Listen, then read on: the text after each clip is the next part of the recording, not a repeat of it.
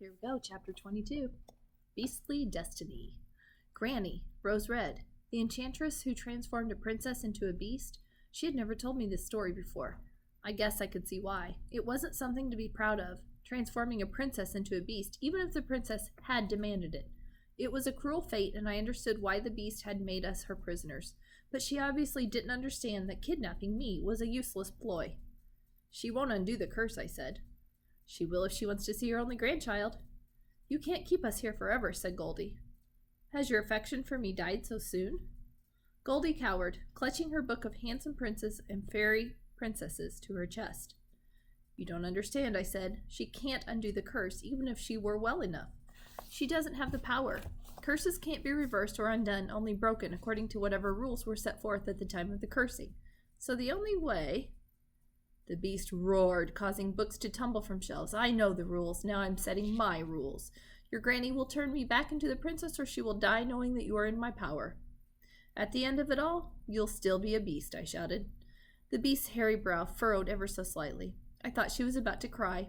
Her sapphire blue eyes glistened so, but then she roared and raked her claws over another row of books so that they crashed to the floor. She burst through the doors and ran away on all fours. The library busied itself picking up the books the beast had displaced, stacking them neatly on the shelves. Red, do you think we'll ever go home? Goldie asked. I closed my eyes. It was my fault Goldie was here. I had gotten her into this mess. We'll find a way out, Goldie, I said. I promise. A book suddenly lifted off a shelf and dropped onto my head. Ouch! What was that for?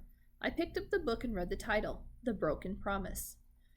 I hurled it across the room, but it simply floated back up to the shelf and slid itself nearly into place. Magic books. They won't even let you get properly enraged. Why hadn't Granny told me about the beast? Was she ashamed? Had she truly meant to turn the princess into a beast, or had it been a disastrous magical mistake? I had never imagined Granny made any mistakes with magic, but clearly I didn't know everything about Granny. It's a good thing you didn't get one of the red roses, said Goldie. Otherwise you might have turned your Granny into a beast. I suppose so, I said, though I wondered if the spell might work differently if you didn't want it for yourself, but for someone else. Granny said that selfishness was one of the reasons magic always went wrong. But I didn't want eternal life for myself. I wanted it for Granny. That wasn't selfish, was it?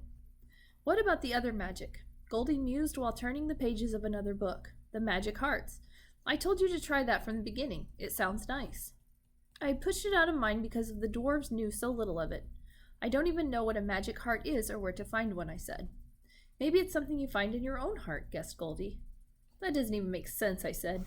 I need to figure out how the magic works. I knew the magic hearts existed.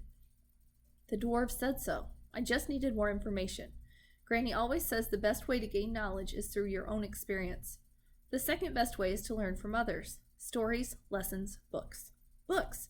Here I was in a place full of information, and all I had to do was ask. Goldie, I said, we can ask the library about magic hearts. Goodness, why didn't I think of that? Here, let me ask. She closed her books and stood up. Oh, library, wilt thou give us a book about the magic hearts?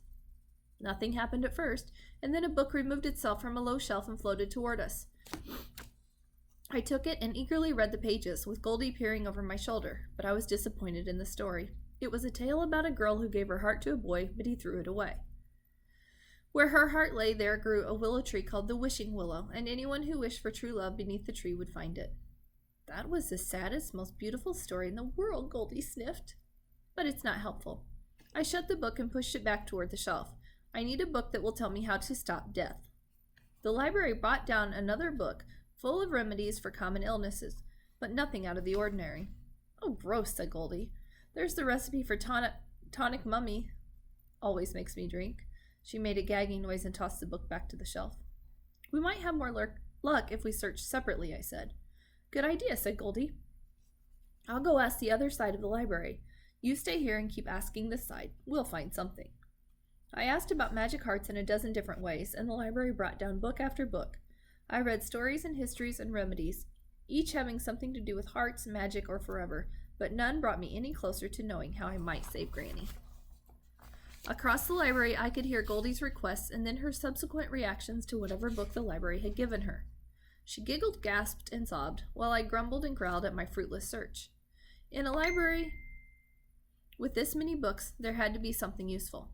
Can't you find any book that mentions magic hearts? Just magic hearts so a person will never die. The words came out a little snippety, so I added, please?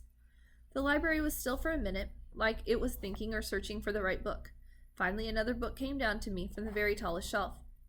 It was old and worn. It looked promising. I settled into a big chair and opened the pages. At first glance, I thought it was a spell book, and my heart leapt. But it turned out to be nothing more than nursery rhymes, all rather silly and nonsensical. I slammed it shut and started to fling it back when something caught my eye. A page hung out of the book, torn from the binding. 2 words jumped out at me, never and die. I opened the book to a rhyme called Hearts of the Huntsman. It felt odd compared to the others, mysterious and melancholy. Each verse was a tragic tale of how someone died, whether by illness, accident, or old age. But at the end of the 3 sad verses was this stanza. Who will o'erthrow death? The man may keep his breath. What powers be in the land to stay death's chilling hand? The old huntsman knows how the hearts grow, the magic for those who wish never to die. Goldie, come look at this. Goldie read the poem, her eyebrows knit in concentration. The old huntsman knows. She traced her finger over the line. Do you think maybe Horst could know something? I asked. Well, he's certainly old, said Goldie. And see how it mentions hearts and magic as though they mean something more? I'd been trying to stay far away from Horst as possible in order to protect Wolf, but maybe he held the answers I sought. Had I been wrong to refuse this help? It didn't matter. Unless we could escape the castle, there was no point to any of it, especially if Granny was... No, I wouldn't think of that. I refused. Mama and Papa should be home soon. They would be home now, and they would surely go right to Granny's. She would be fine, at least for now. Granny and I were so connected that I believed I would feel it if she were gone, like a bone breaking. Surely she was holding on for me. The beast did not dine with us that evening, nor the next. She issued no orders and made no demands. She didn't even show herself, which made me feel uneasy. With no beast to boss us around, Goldie and I were left to the care of the castle. It gave us the freedom to wander around, though it kept us locked inside. I could not enjoy the freedom. I couldn't stop thinking about the terrible fate Granny had bestowed upon the beast. I couldn't stop worrying about Granny and Wolf. I couldn't stop wondering about the magic hearts and what Horst might have to do with them. I lay in bed that night, Goldie snoring next to me. I slept with my cloak and I fingered the corners anxiously, trying to draw comfort, wisdom, and hope. Wolf howled. Come back, he said, and I sensed his growing urgency. Was he in danger? Was Horst coming after him? It felt like we were both running out of time. His cries had lulled me to sleep these past nights, but tonight they kept me awake. And another howl sounded, but this one was nearer, inside the castle. Beast. I sat up, a candle lit on my bedside. I took it and went to the door. I pressed my hand against it. The door unlocked and opened. The sconces lit up along the wall as I traveled down the corridor, down the staircase. The terrible howling came again. There was no meaning to it except despair. I wandered through the castle aimlessly, but then I saw the shadow of Beast cross the corridor. I blew out my candle and silently followed. She walked through a maze of rooms and hallways until she came to the library. She entered and shut the door. What was she doing in the library in the middle of the night? Reading bedtime stories? I turned the knob and slowly pushed the door open, just enough to peer through one eye. Beast stood in front of a bookshelf, casting long, ghoulish shadows across the room.